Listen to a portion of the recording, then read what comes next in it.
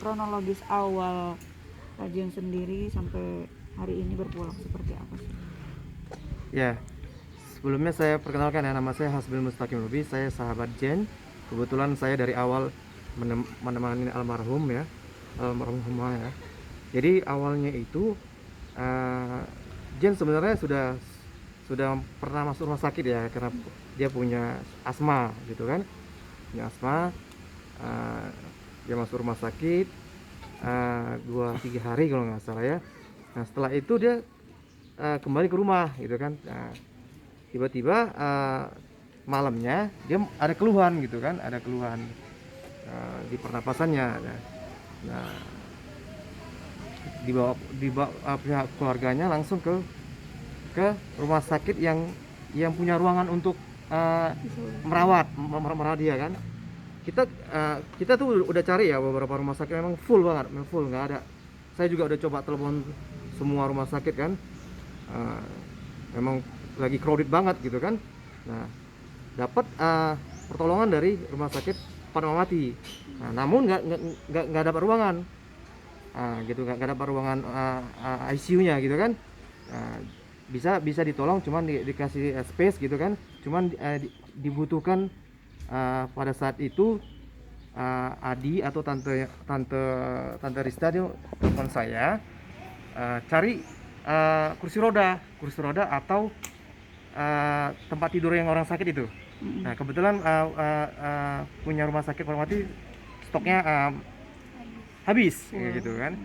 Nah setelah itu karena Jen kondisinya sudah semakin menurun, akhirnya ada inisiatif dia balik ke rumah sakit yang sebelumnya itu di JMC. Nah di situ kita dapat space juga, tapi di lorong gitu, di lorong. Nah disitulah dikasih bantuan kan, dikasih oksigen. Nah, karena pada saat itu saturasinya udah sangat udah sangat rendah, di bawah 90 gitu. Nah kita masuk pada saat itu kita udah daftarkan Jen biar supaya masuk waiting list di ruang ICU kan, ruang ICU. Dan itu menunggu 2 hari baru dapat ruang ICU. Memang pada saat itu kita nggak bisa nyalahin siapa-siapa ya, karena bener-bener crowded, bener-bener banyak banget pasien yang harus ditolong kan. Nah sebelum masuk ruang ICU itu si Jen dimasukkan ke ruang IGD nah sebelum masuk ruang ICU itu saturasinya itu masih di angka 85-90 kan. Nah tapi begitu masuk ruang ICU itu nggak tahu kenapa ya, mungkin dia kepikiran kali ya, turun saturasi di bawah 50. Dia antara 40 sampai 50 gitu kan. Nah jadi kita konsultasi ke dokter kan. Konsultasi ke dokter kebetulan kan Jen kan dari Partai Demokrat ya. Kita Partai Demokrat punya dokter sendiri kan, namanya dokter Gobin. Konsultasi sharing dengan dokter rumah sakit JMC. Nah pada situ diputuskan memang Jen harus pakai ventilator. Nah, disinilah mulai ini kan bekerja semua ya kan. Kalau udah masuk ventilator itu kan, masuk obat segala macam kan. Nah, jadi singkat ceritanya ventilator digunakan Jen selama 5 hari. Nah, tadi pagi lah hari terakhirnya di ventilator. Jam 4.20 Jen meninggal. Bisa dikatakan memang penyakit bawaannya apa nih bang? Asma. Asma Ya. Artinya sebelumnya memang dikatakan negatif itu positif itu gara-gara kapan? Nah, misalnya penyakit tersebut ataukah memang barengan bagaimana nih bang? Oh enggak, jadi sebelum dia masuk itu kan dia ada tes ya, ada tes PCR segala macam kan. Itu di situ langsung dinyatakan. Sebelum masuk rumah sakit atau seperti apa bang, mungkin di tesnya? Itu setelah di rumah sakit JMC. Setelah di rumah sakit artinya Iya. memang sudah dari awal ataukah mungkin pas sudah masuk rumah sakit nih bang? Ya itu kan tadi kan dia sebelum kan dia udah di rumah sakit kan. Dia balik ke rumah kan, tiba-tiba ada keluhan gitu kan. Nah ini kan kita khawatir kan, entah ini memang ada kondisi kena serang COVID atau kan, maka kita bawa ke rumah sakit JMC. Untuk sosok beliau sendiri seperti apa Bang di mata dirimu Bang? Ya Jen ini salah satu ini ya, teman yang dia tuh ramah banget, nggak sombong gitu, dia suka cerita, dia suka bikin kita ketawa gitu. Makanya teman-teman itu benar-benar kehilangan banget, terpukul banget. Mimpi-mimpi dari beliau apa sih Bang yang mungkin Sharing-sharing belum apa aja sih terwujudkan? Bang? Ya paling ya banyak sih ya perencanaan. Kebetulan kan si Jen ini kan dia kan ada di ORSAP, organisasi saya Partai Demokrat, namanya Insan Muda Demokrat Indonesia. Dia banyak udah buat rencana itu, banyak rencana. Nanti mau mempertemukan, dia kan kebetulan suka motor juga ya. Dia mau mempertemukan anak-anak motor segala macam, dia mau touring segala macam, banyak lah impian dia. Bang, tapi saat di rumah sakit itu berarti kalian ditemani atau isolasi mandiri sih seperti apa sih? Maksudnya gimana? Ditemani atau Kita dampingin, tapi tetap jaga protokol kesehatan. Tetap kita dampingin. Karena tadi kan ada jarak dan waiting list kan, menunggu ruang ICU kan. Gitu. artinya saat kepergiannya itu didampingi juga dan Didampingin. Kita tuh ganti-gantian sama Adi, sama adik iparnya, sama adik kandungnya, Karin kan.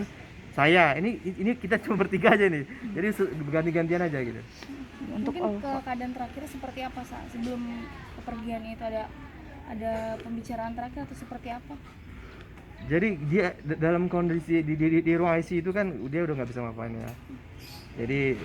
Jadi virus itu udah menyerang tubuhnya ya. Jadi ya nggak bisa berbuat apa lagi. artinya memang tidak ada pesan terakhir Bang? Nggak ada.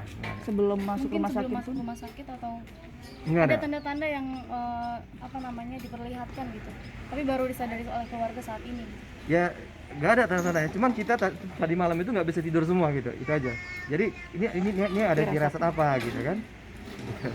Bang, untuk hari ini sendiri memang diadakan tahlilan kah atau mungkin seperti apa nih Bang? Ya karena ini melihat kondisi COVID di Jakarta tinggi banget ya. Jadi tadi sudah disampaikan pihak keluarga bahwa diadakan masing-masing saja di masing-masing rumah. Jadi kita bentuk yang kecil-kecil itu kan 4-5 orang, kita baca masing-masing di rumah. Bang, Untuk ya. yang ditinggalkan Jarno sendiri sebagai anak mungkin seperti apa keadaannya sekarang Bang? Ya awal-awalnya dia kaget ya, di awal kaget ya, Berarti biasa Jarno lah. tidak mendampingi ya saat itu ya? Iya. Dampingin dia terus, dia ikut terus, ada terus. Keadaannya mungkin seperti apa? Ya namanya apa ya, dia anak tunggal ya, dia kehilangan banget dah. Nah, ini dia sudah lagi istirahat sekarang. Oke. Mungkin Jarno sendiri nanti pada akhirnya akan dengan ayahnya atau seperti apa nantinya Bang? Oh, kalau itu nanti kan tinggal keputusan keluarganya mau seperti apa. Tapi kalau saya lihat sih ya kan dia masih punya kakak kan, Jen kan masih punya adik kan. Gitu. Abang mungkin bisa disampaikan kepergian almarhumah Mbak Jen ini di usia yang keberapa ya Bang? Jen ini usia 41 ya? 41 tahun. 41 tahun. Masih terbilang belum begitu umur ya, masih dibilang masih muda ya Mas. Ya itu tadi Iya. karena dia punya histori penyakit asma ya. Ya.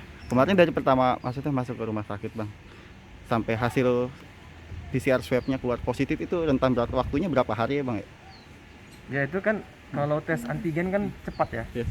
Kalau antigen kan dia cuma butuh waktu 15 menit. 15 menit. Siap. Oh berarti berdasarkan dari antigen itu ya Bang? Iya, antigen. Mungkin Makasih, terakhir Bang. doa dan harapan Bang.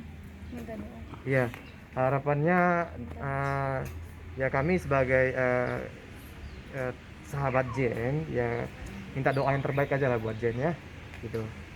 Itu aja sih. Oke, cukup ya. Spelling namanya. Oh ya. Nanti saya minta ininya ya, linknya ya. Catat WA saya. Ini namanya. Ya, Hasbil. Coba Bang. Bil Mustaqim. Lokasi kediaman rumah duka Jen Salimar. Ini karangan bunganya.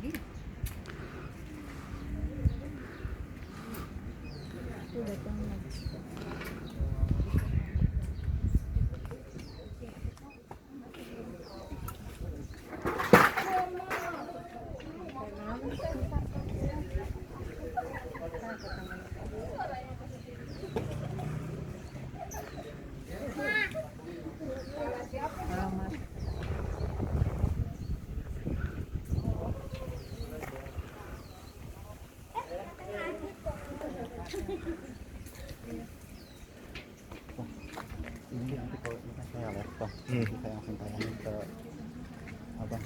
Oke. Boleh minta WA abang bang? Hah? Boleh minta WA abang? 0877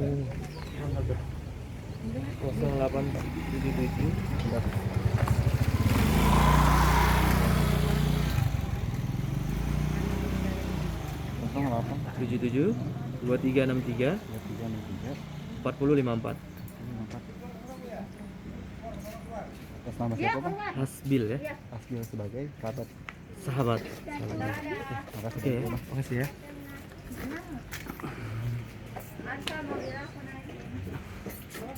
Hey.